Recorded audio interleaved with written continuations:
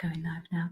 Welcome everybody to Random Dialogues. This is Random Dialogue 62, and I'm joined this evening once again by Dr. Nick Heap, who's going to be talking about how to create a listening pandemic.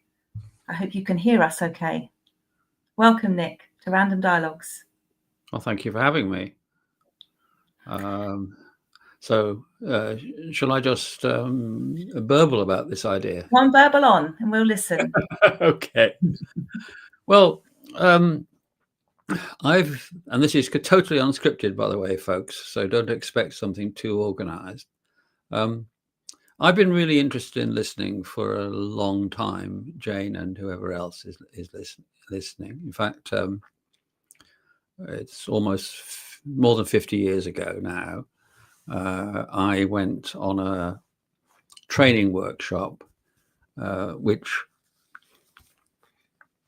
was about sort of sensitivity training, about learning about yourself and how you communicated.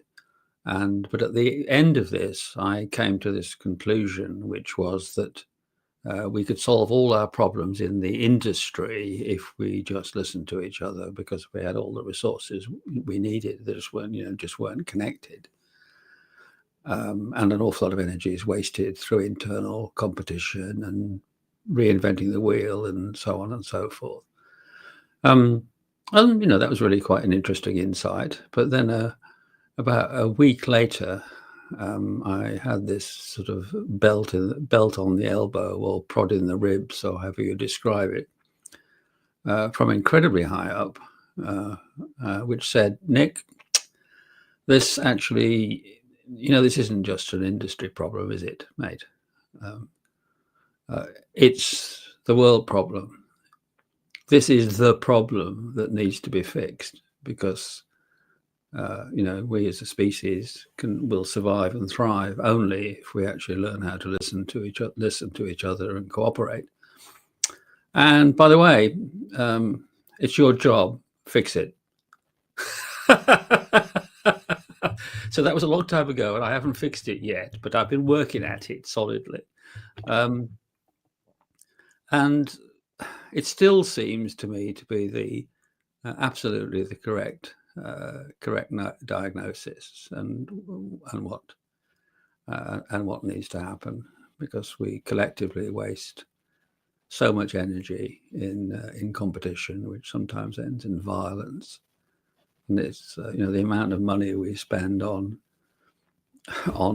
arms because we think the way we run our bit of the world is superior to the way other people run the bit of the world, and we don't want them taking over. I mean, it's all utterly mad. If you look at this from a sort of Martian perspective, an intelligent alien, they'd be scratching their heads and say, look, you live on this tiny little blob.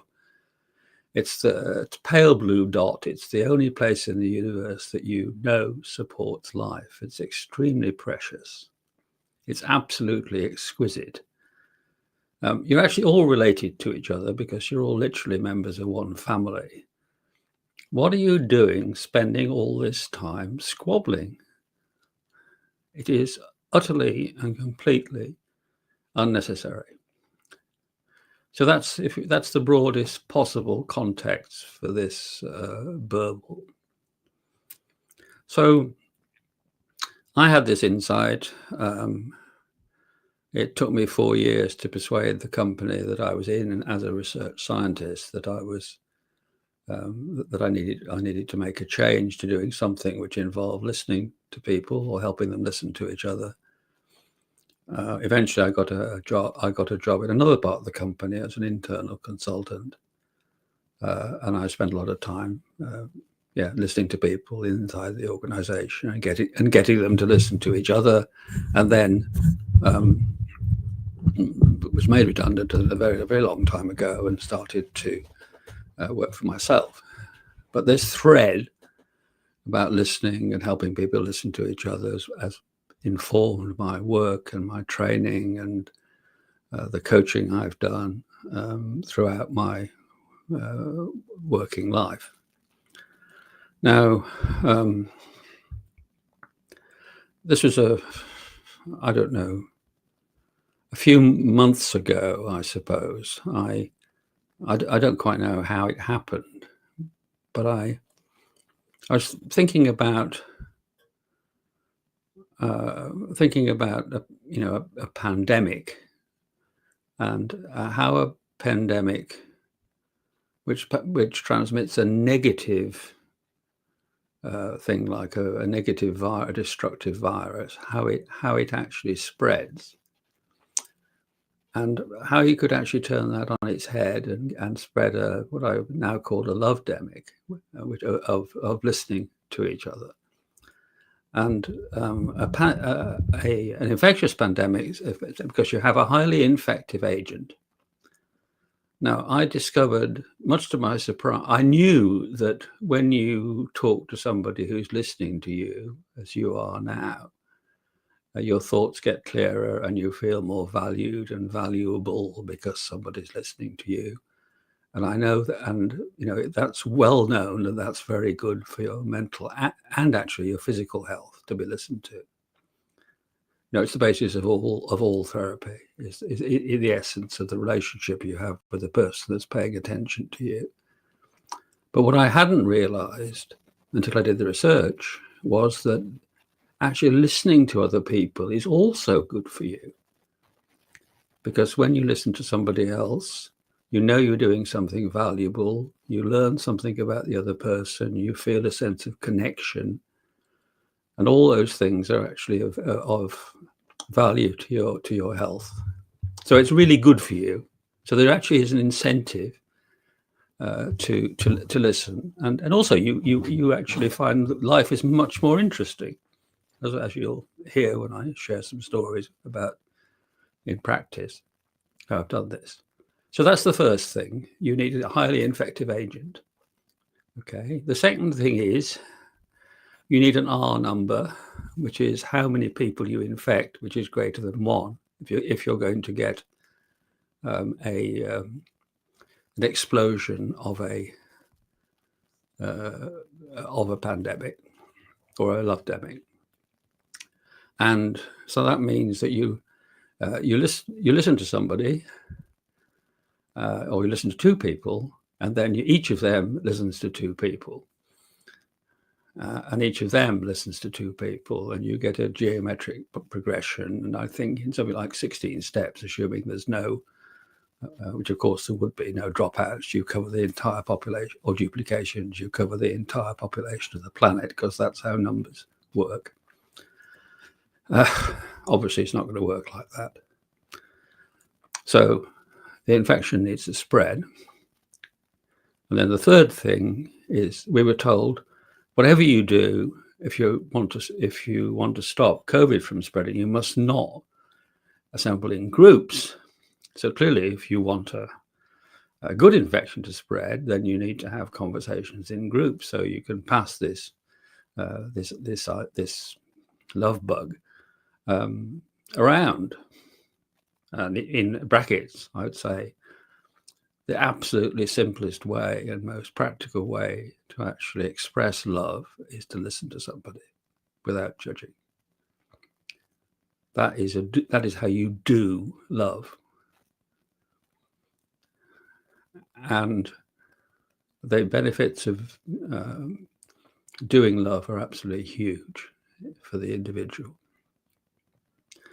And the fourth thing is, then the next thing is, what you mustn't do is have a super spreader event. And this is where you have thousands of people together, and you actually, seed the thing with lots of infected people, and they all infect each other. So that's the sort of thing. I'm not up there yet, so I'd love to get up to there. So that's the sort of overview of this weird idea. I was on a post today which basically said, look out for weird people. They're really valuable. Weird people, very slow learners in the sense they don't conform, and they have they have ideas which don't fit. And I'm weird, and I'm proud to be weird. This is a weird idea. So that's the that's what I want to see happen. I have some experience of doing it.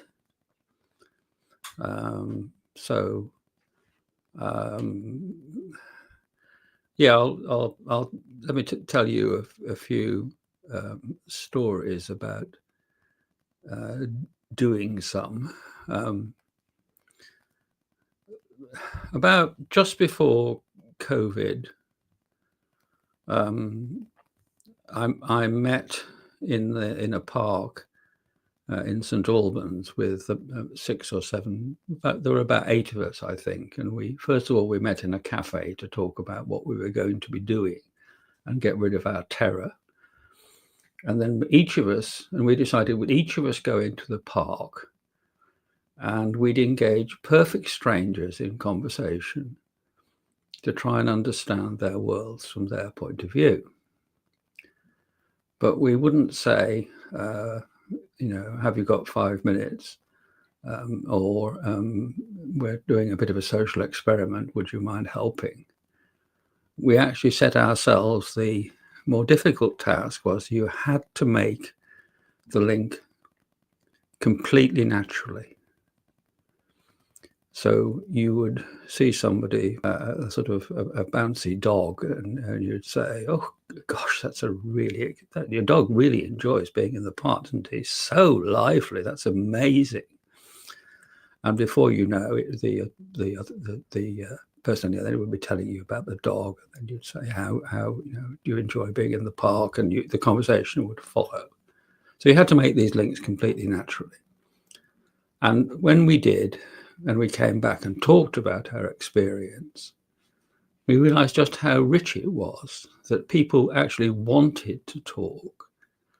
And they, I met, for instance, I met a young man from Israel who was an expert in psychoacoustics. That's how do you make a concert hall so it really sounds good to the person who's in it. But he wasn't talking much about that. He was talking about that bringing up a child in Israel, in UK and in Israel was very different, not because of the weather. He found the weather in Britain really tiresome compared to the rather more equable climate in Israel. I mean, and I met somebody waiting because I got into the habit of it, waiting for a train, who was an expert in, I think, Vedic astrology, which is the astrology that people practice in India.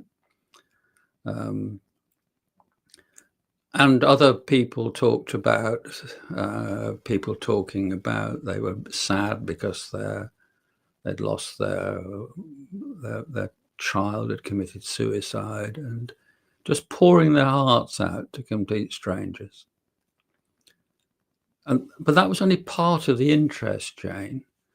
The other part was, when you're doing this task, who are the people you easily approach?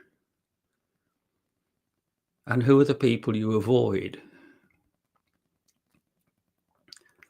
So for me, I realized that I felt intimidated by young men, with shaven heads and tattoos and muscles, because of feeling prejudiced against them, thinking these people are sort of gangsters or near.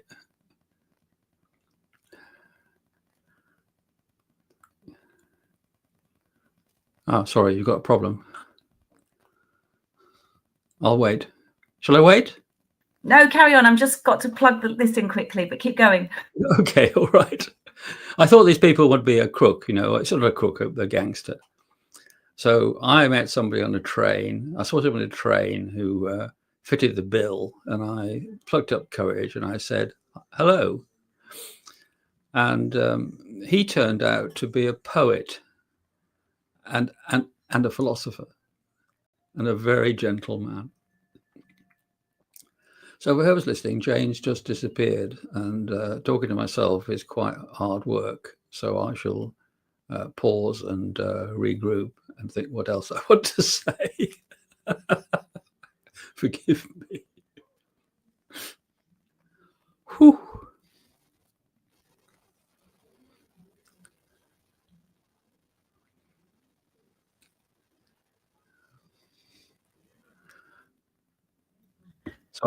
So the thing was running out, so I've had to quickly plug it in. And 2 seconds, it's just coming. Bear with. Keep going. We're listening. There. Nearly there. 2 secs. It's all right. It's fine, Jane. I'll wait because it's. I don't want to talk into a vacuum. Okay.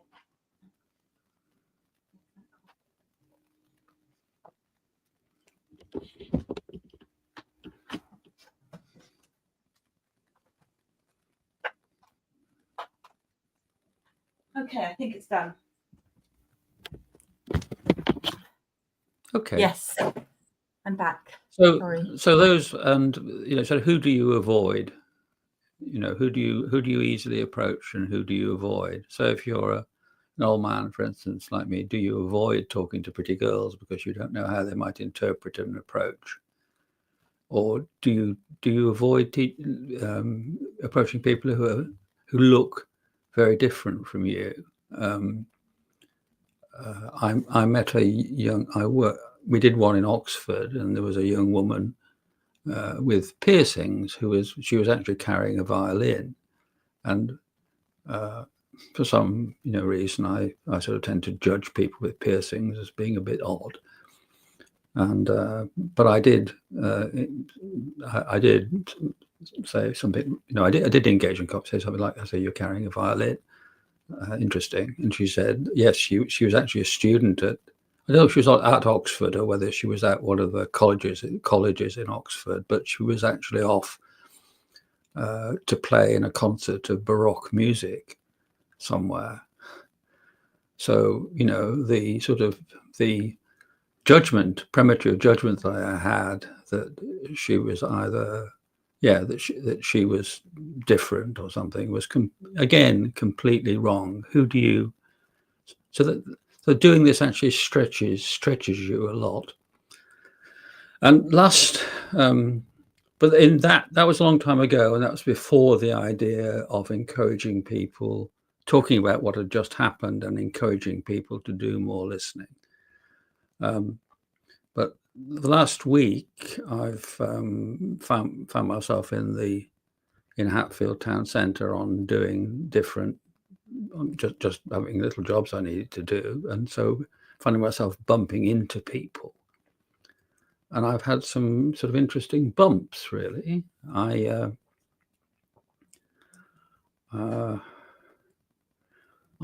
bumped into a couple of workmen who were digging a hole, doing a minor repair to the block paving in the town centre, and they told me about working for the council and being contractors, and their sort of what that was like.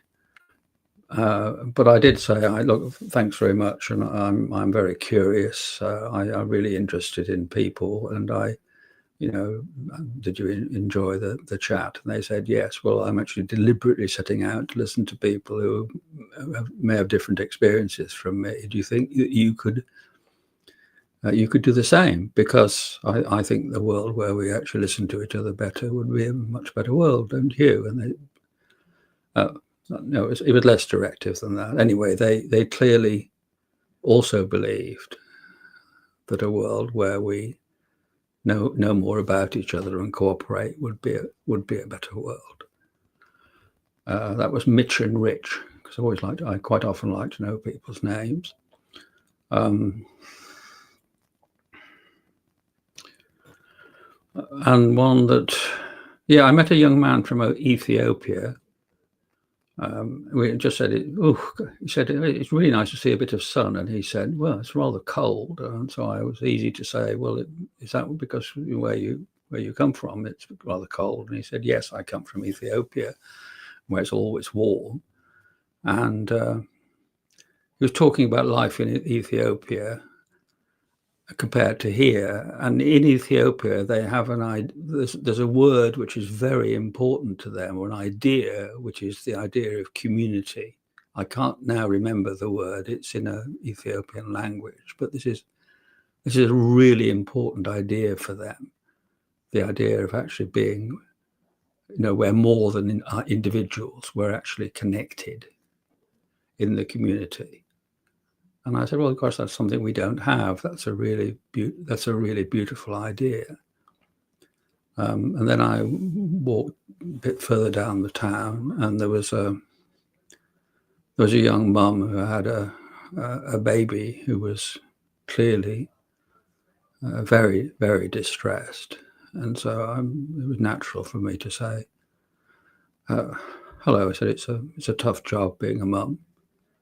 And she said, yes, it is. But she obviously appreciated being noticed, to be listened to. What's happening with your child. And she said, well, we've just been to the doctor because we thought it was viral pneumonia, but the doctor says it's viral tonsillitis, but it's actually bacterial tonsillitis, so it is possible to get some medication for it. But of course, the poor little chap doesn't know what's happening, and is very unhappy. And she said, thank you. I said, I feel better for having talked to you. She smiled and she gave me a hug. She actually initiated a hug, which was a bit of a wow moment as far as I was concerned. So I thanked her, said, we carried on a bit chatting. I said, thank you. I said, would you like another? And she said, no, I've got to go. So because I've really got to go, because she was outside the boots going to pick up this medicine. But it was a lovely moment of bridging and understanding her, her world, because it's so easy for people who aren't parents or have forgotten what it's like to have a tiny child to think if a child is howling, the mother's actually doing something wrong, when the mother is actually desperately distressed because she doesn't want her little person to be suffering, and there's absolutely nothing she can do about it. But she needs to be acknowledged. So I could, and one more, it all happened in the same. It all happened over 2 days. I was walking back to where we live, and I walked through the car park, and I noticed a young man with a felt pen, and he was making a sort of graffiti on the edge of the trolley park of the class. And I walked past, but then I walked back, and I thought, no, I won't. I'll go back. So I said to him, hello. I said, are you an artist?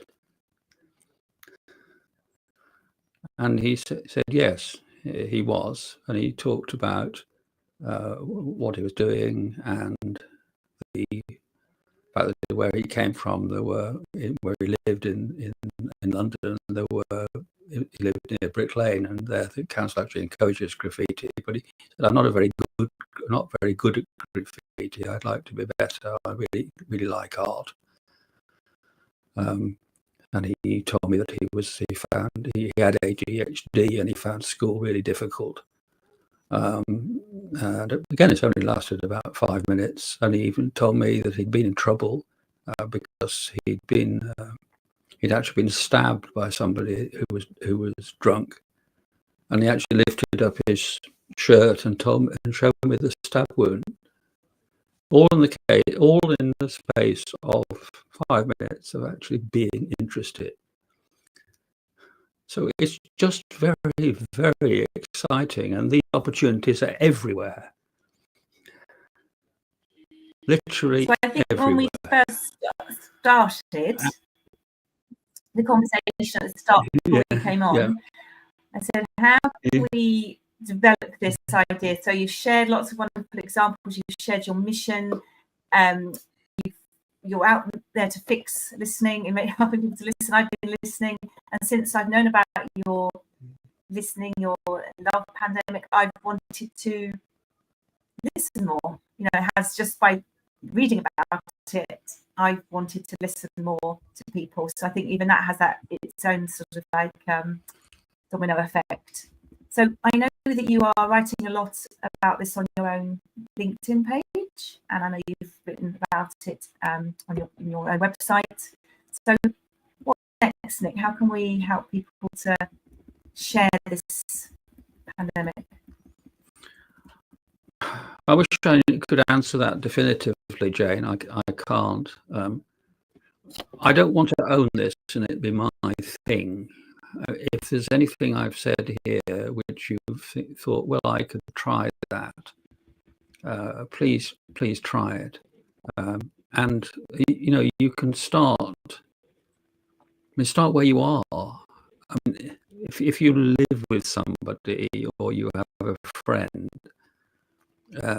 you can say to the person, your friend, or you can just be present for 5 minutes and just encourage them to talk and not interrupt and not change the subject, but just look encouraging. If you ask people, when was the last time somebody listened to you for 10 minutes without, and you knew they were present and they didn't change the subject or talk about themselves or show that they were distracted for 10 minutes? Most people will say never. It's that rare. So a good place to start is well, I to nearly start lasted at home. 20 minutes, and then the computer decided to run out of battery very, very quickly. So I was very distracted, but I was at that point.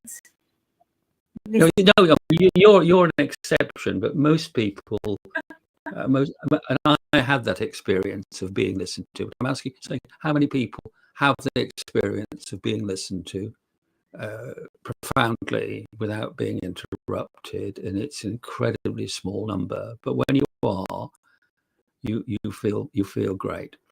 I mean, if anybody listening to this has been inspired or wants to know more, please contact me. You can find me all over the web, or you can find me on LinkedIn. And I also write for a thing called 360 Business Nation, which you can also find about. Dennis Patocco is the contact person there. And I'm thinking of all sorts of other possibilities for spreading this. Like, I quite like the idea of let me share just a couple of them, because you or Jane or the others might find them interesting. One is the idea of having sort of a listening challenge in steps. So step one is listen to I haven't written this up yet, but I mean, listen to a friend for 10 minutes, right? Step two might be ask someone to listen to you for 10 minutes, just so you get the idea of being both ends of it. Step three might be go into the community and do a bit of random listening, active listening.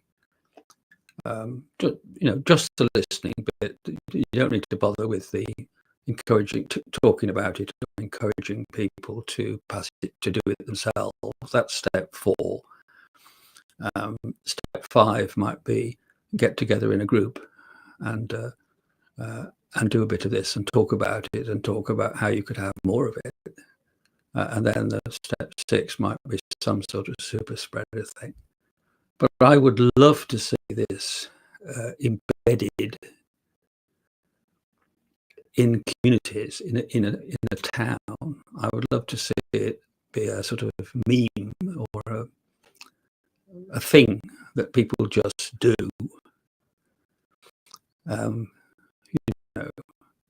Because the potential is fantastic. Imagine the institutions actually understanding each other, the church, local authorities, health service, police, actually really paying attention and listening to each other, or that anybody who had an issue could just wander into and talk to anybody and say, please, can this listening thing, it's something we do, isn't it, in Guildford? I'm a bit bothered. Just, can you give me 10 minutes? And you could just do that anywhere.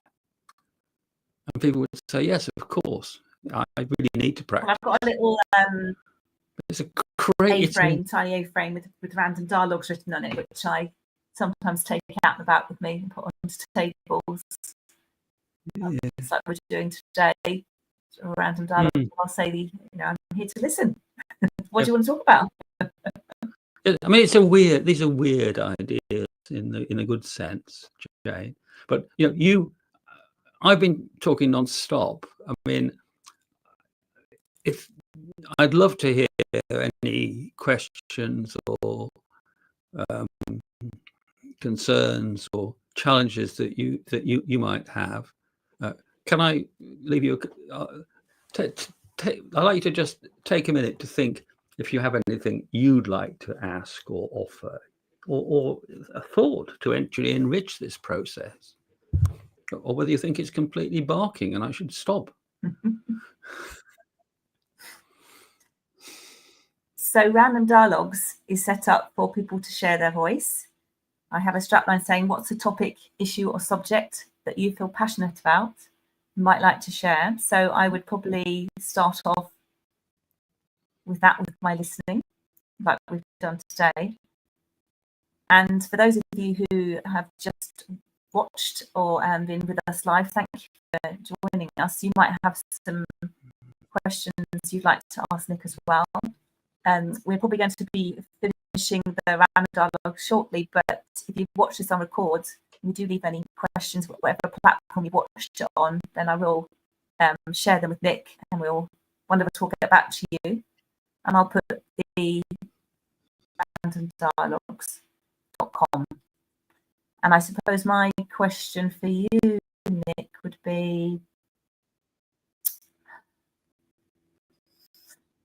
I suppose, yes, how if someone, when you meet them, is really talking and talking, how long are you just going to listen all day? Is that the plan?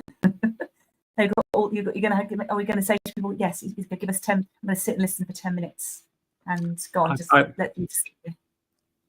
I've not had that happen, so I don't know.